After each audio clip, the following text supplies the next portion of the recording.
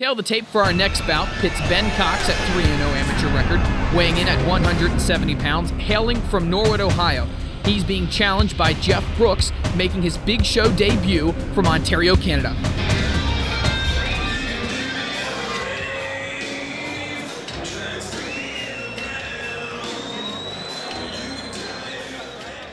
Okay, here we go.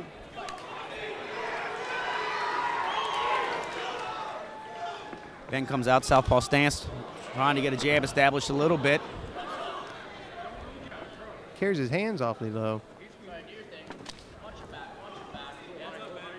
Jeff Brooks moving. They're both circling very well, staying moving. I think, you know, Rob, me working with you and you being my boxing coach for a good while, one thing that you always really push for me as a fighter, no matter what type of fighting is, a fighter always has to stay moving, right? Yeah, absolutely. Controlling with the feet. Controlling with the feet. Not overdoing it, but definitely not underdoing it. There's a fine line. And that's one of the hardest things for a fighter to adjust to do. And it looks like Jeff Brooks is putting in some good pressure here. He's got him pinned against the chest, getting some good knees, or excuse me, against the fence, getting some good knees in. Oh, that's a good shot. Straight right hand, dropped him. He looks hurt. Some good pressure by Jeff Brooks here. Got him back against the cage, looking to spin him around here. Folks, if I'm a little rusty tonight, I apologize. Yeah, Ben's getting whacked on. They're not going to take this much longer. Still staying up, though. Like to see that heart. Oh, he's got a cut on the head. Looks like Jeff Brooks does. Oh, I don't think it's a cut on the head. I think it's blood from Ben's nose. Yeah. It'd benefit Jeff to jump on this guy if he would. I think this guy'd be there for the taking right now. He's getting even slower. And his hands are even very lower, hittable.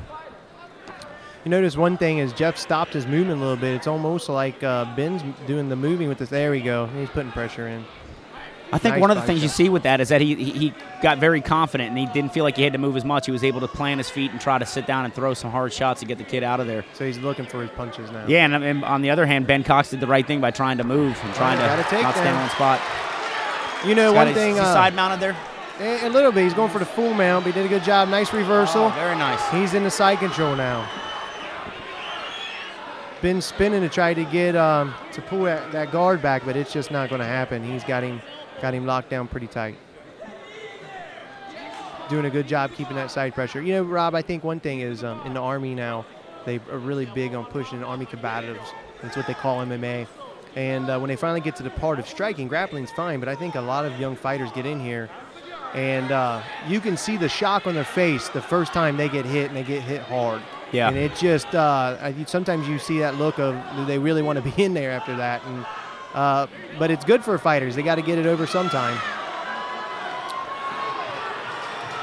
You got to be careful. For a knee. It looked like he's going for a knee or a heel hook. Does a great job spinning out because he had the superior position there to Jeff Brooks. He in the full mount. I think Ben Cox has got Jeff in full guard here. Yeah, he's got him in full guard. And he's got looks like he's got a figure four for a point there into the first round.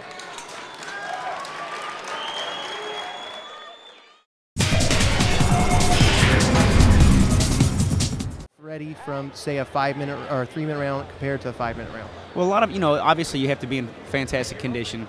But again, one of the biggest things, probably more than anything, is the fact that they've got repetition to polish their skills and their tools so that they're comfortable in there and they're relaxed.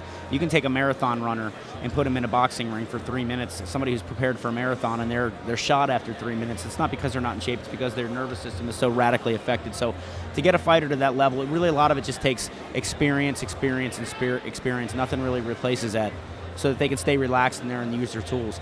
Above and beyond that, conditioning, and it takes a lot of hard work, as you know. Right. Well, a lot of times I remember in boxing, Gary, for fights, times we would go in and we would spar for 4- and 5-minute rounds to make the 3-minute round seem easier. Do you do that in MMA as well? Yeah, absolutely. Matter of fact, we'll train 5-minute rounds, and to prepare for that and to know the time. When you're in the ring boxing, and we're used to boxing 3-minute rounds, and then we know where we are in the round without even looking at the bell. Right. They need to be able to do that. We're back here for round 2.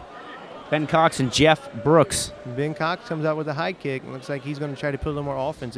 Big time, what I've always found in fighting, and you see just even watching it, the best defense is your offense, is keeping the guy guessing what you're trying to do. Right. And that goes for the ground, too. I think a lot of people, when they get to the ground, they, well, here we go. Some wild punches. Nice takedown again. And nice reversal. Look at that. Use the momentum. Now, here's a lot of times you see a lot of fighters make the mistake. They go, it's position before submission, and they're so eager to get a submission, they do right like that. And he gets too high and he gets reversed again. Yep. Jeff Brooks, I think, got a little greedy trying to take his back. He did. Got up high on him and allowed him to be turned over. You really got to be patient in this. That's where jiu-jitsu, a good solid jiu-jitsu training comes in, because you need to get down, you need to base out and get control of that guy before you even decide to move to the next position or go for the next submission or anything. Right. They're kind of locked up on the ground, not doing a lot of anything. I have a feeling that Ben is in a little bit of a survival mode. He's trying to get some punches going there, but he could work for position here on a variety of different things, and really isn't. There he goes, push the arm. There he goes, full mount. There he goes. Now he's working. Jeff Brooks doing a good job setting up. He could hip up here and roll him. He could get a sweep here, or even take his torso back and use his feet to climb the fence. He did a good job. He pulled him away from the fence. If Ben Cox could spin him around, would you suggest, Rob, the superior position, stuffing him in the fence? I think absolutely. For a striker, if you're trying to get somebody pounded out, the easiest way to trap them is against the cage and be able to work with him at that position. He's giving him his back. You see that? He pushed that arm up. He's lucky to get arm bar there.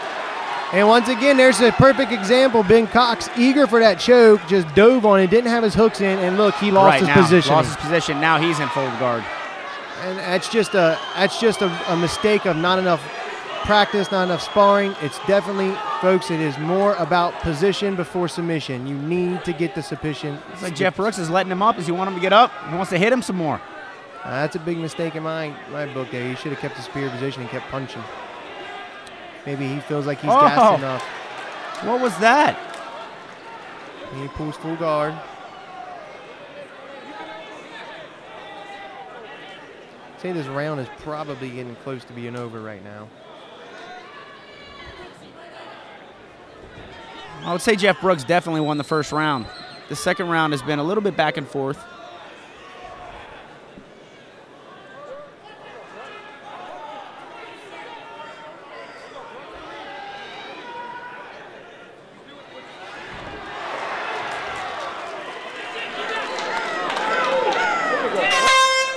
Okay, end of the second round. How'd you score that one?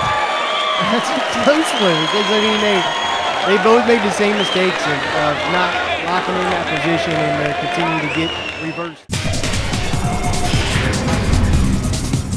Exactly the same thing with boxing. You're gonna put a guy who wants to be in close on an opponent, a brawler in boxing, a jiu-jitsu guy in MMA. They want a small area so they don't have to chase the guy down. Right. Obviously, a guy who wants to work footwork and a Chuck Liddell type of guy is going to want a big ring so he can move in it. Right, that's a nice reversal there. And look, right there, again, just hurries to try to get mount and gets pulled right into half guard. Ben Cox on top in half guard.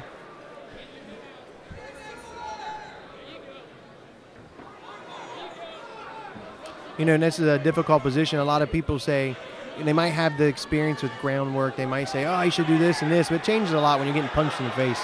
Oh, it sure does. Without a doubt. Now he should get his hooks in here. He's got trying to go for a body triangle. He choked him. It's over. Nice. Got him right there. I think Jeff Brooks was just very, very tired, and he just didn't have the energy to fight that there. So we have a winner in the first fight of the night, Ben Cox, out of Cincinnati, Ohio, my hometown, Norwood. 19 years old. Improves his record with a win.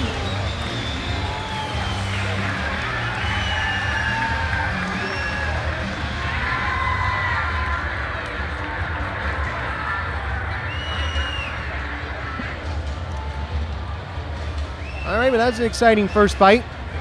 We have the winner, Ben Cox, who, after being dropped in the first round, just shows the versatility of today's fighters. A lot of people would have counted him out. But he definitely, as we say in the Army, soldiered up, got back up, and moved on, drove on, and brought that victory home.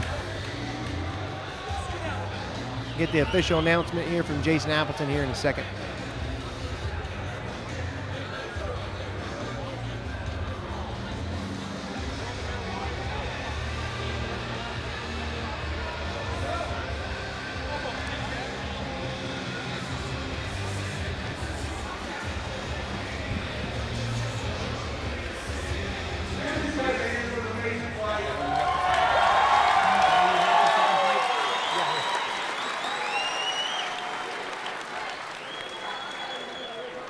human, you think?